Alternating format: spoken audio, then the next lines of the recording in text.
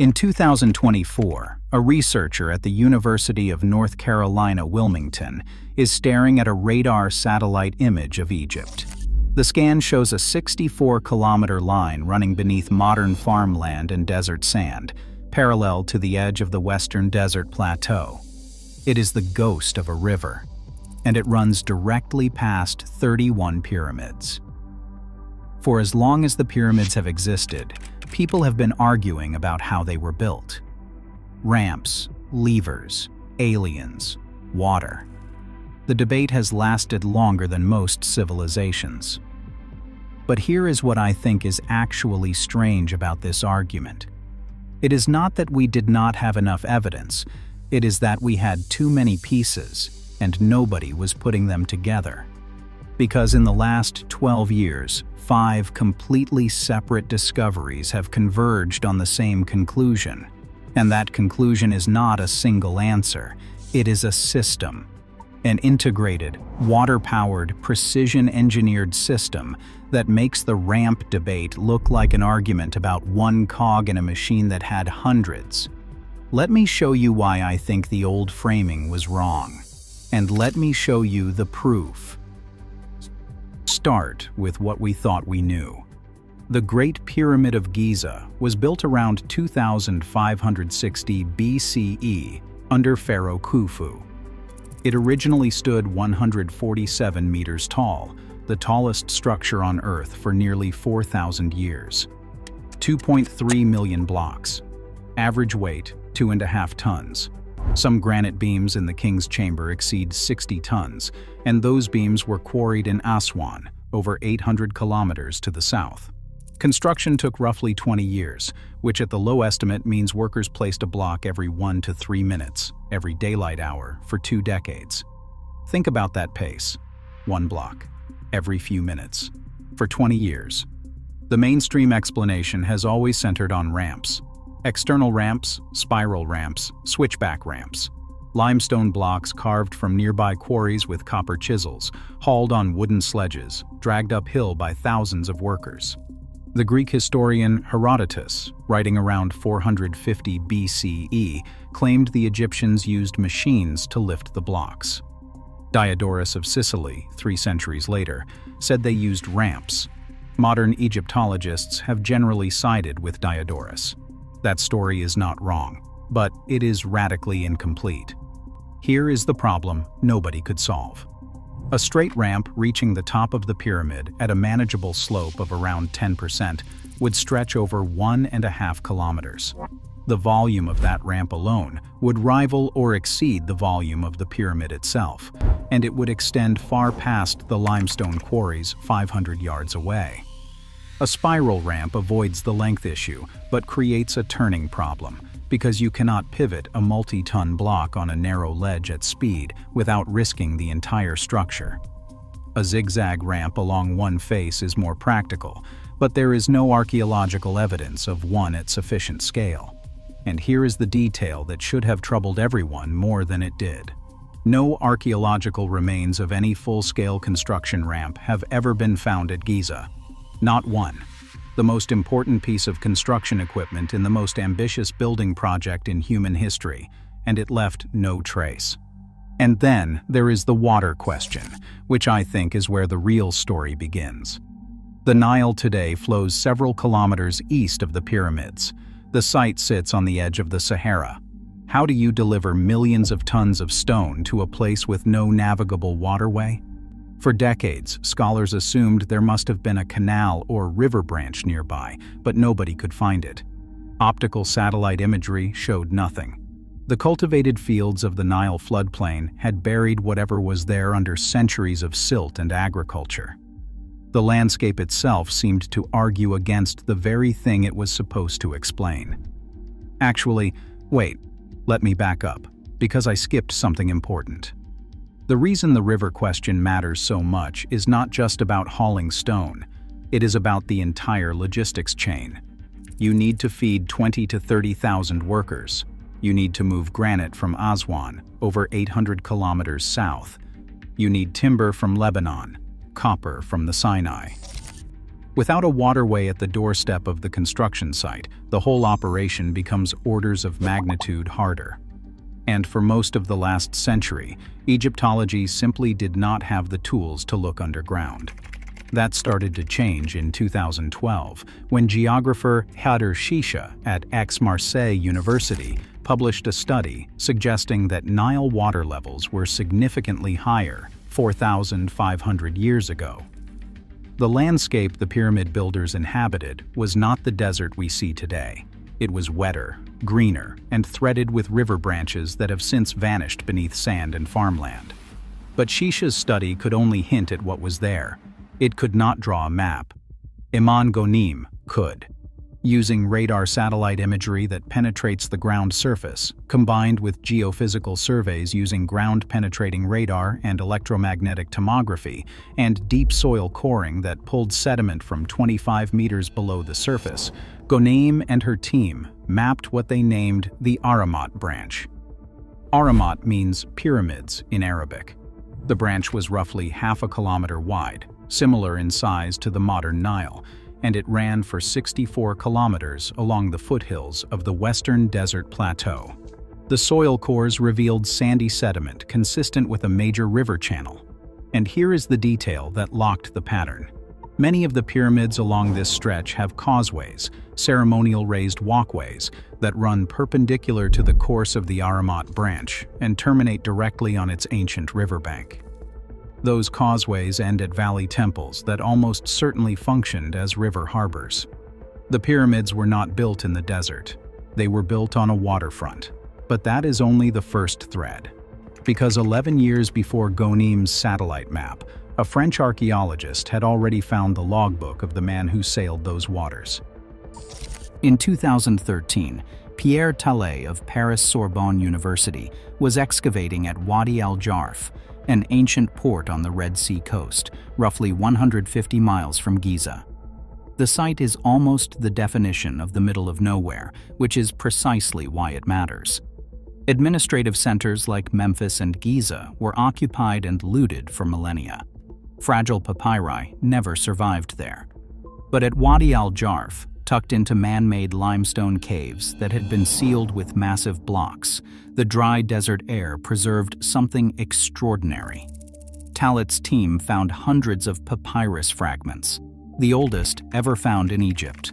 Some were still rolled and tied with cord, exactly where they had been tossed over 4,500 years ago. And among them was the diary of a man named Merer. I went back and reread the original translations 3 times because the level of administrative detail seemed too modern to be real. Merer was a middle-ranking inspector who led a philae, a team of about 40 boatmen, one of 4 such units that together formed a larger work crew. His diary records, day by day, the transportation of white limestone blocks from the Tura quarries on the east bank of the Nile to Giza. A typical entry reads like a shipping manifest. Cast off from Tura, sail downriver to Akhet Khufu. Spend the night. Cast off again. Every 10 days, his crew completed 2 to 3 round trips, delivering roughly 30 blocks per voyage, each weighing 2 to 3 tons. That is about 200 blocks per month from one crew alone. And there were many crews. The diary names Ankaf, Khufu's half-brother, as the overseer at the Giza harbor, a place called Rashi Khufu. It refers to the pyramid by its original name, Akhet Khufu, Horizon of Khufu. It records food rations, beer provisions, work schedules laid out like modern spreadsheets, with columns for what was needed, what had been delivered, and what was still owed. This was not slave labor in chaos. This was a spreadsheet civilization running a continental supply chain. And the fact that Merer's records survived was pure accident. They were likely left behind when the harbor was decommissioned after Khufu's death, sealed between stones and forgotten. If you have been watching this channel for a while, you will recognize a pattern here. The evidence keeps showing that ancient engineering was not about brute force. It was about coordination. And the Merer Diary is the clearest proof of that principle ever found for the Pyramid Age.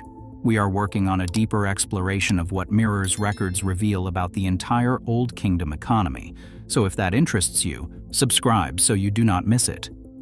Now, the diary tells us how stone moved by water.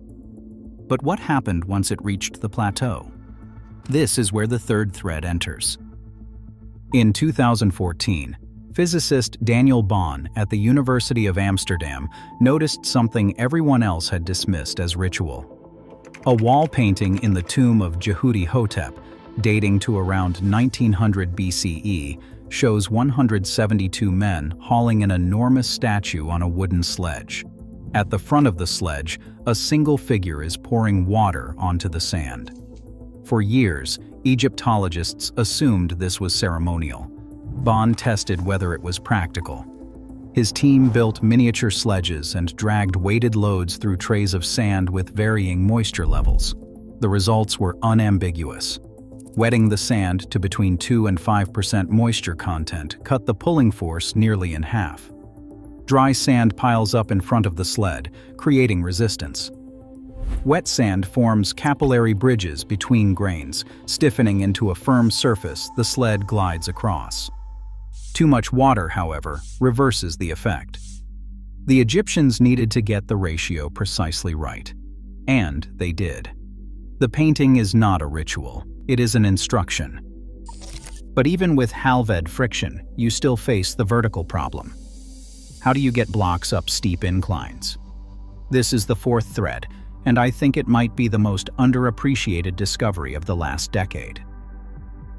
In 2015, archaeologists from the Institut Français d'Archéologie Orientale and the University of Liverpool were studying inscriptions at Hatnub, an ancient alabaster quarry in the eastern desert, about 65 kilometers from El Minya. They were not looking for construction methods. They were documenting graffiti left by ancient quarry expeditions. And then they found something cut into the rock that stopped the project in its tracks. A ramp system with a central slope flanked by 2 staircases, with dozens of post holes cut into the rock at regular intervals. The slope exceeded 20%, far steeper than the 10% scholars had long assumed was the maximum manageable grade. That assumption had been one of the main arguments against any ramp reaching the upper levels of the pyramid, because a gentle slope meant an impossibly long ramp. Here is how the system worked. A sled carrying a stone block would be attached by ropes to wooden posts set into those holes. Workers standing on the staircases on both sides could then use the posts as anchor points, with the ropes acting as force multipliers. Yannis Gordon, co-director of the mission, described it as a system that has never been found anywhere else. Roland Enmarch, the other co-director, noted that the ropes around the posts effectively amplified the pulling force. Khufu's name appears in inscriptions at the quarry. If they had this technology during Khufu's lifetime, they had it at Giza. Now, I know the obvious objection. Kara Cooney at UCLA pointed out that pyramids were not built of alabaster, and going from a quarry to a pyramid is a stretch. Fair point. But the relevant variable is mass, not material. The blocks in that quarry were comparable in weight to pyramid blocks. The principle scales. So now we have a river delivering stone to the site, wet sand having the friction across the plateau, a ramp system that conquers steep slopes, and a diary documenting the entire supply chain. 4 independent discoveries, 4 different research teams, 4 different countries, and they all point to the same picture, an integrated construction system, not a single trick. But there is a 5th thread, and this one is still unfolding. In 2017, the Scan Pyramids project announced a discovery that shook Egyptology. Using muon tomography, a technique that measures cosmic ray particles as they pass through solid stone, 3 independent teams from Nagoya University, the Japanese High-Energy Accelerator Research Organization, and the French Alternative Energies and Atomic Energy Commission detected a massive void inside the Great Pyramid. The void sits above the Grand Gallery, is at least 30 meters long, and has a cross-section similar to the Grand Gallery itself. It was the first major internal structure found in the pyramid since the 19th century. Nobody knows what this void is for. But in 2025, Simon Andreas Scheuring published a paper in NPJ Heritage Science that offered a radical reinterpretation. He argues that the Grand Gallery and the ascending passage were not corridors, they were sliding ramps. Granite counterweights would have been placed on sleds and released downhill through these passages at a slope of 26.5 degrees. The force generated by the sliding counterweight would pull ropes that passed over wooden beams in the antechamber, which Scheuring reinterprets not as a security portcullis, but as a pulley-like mechanism. The system could lift blocks through a vertical shaft beneath the antechamber.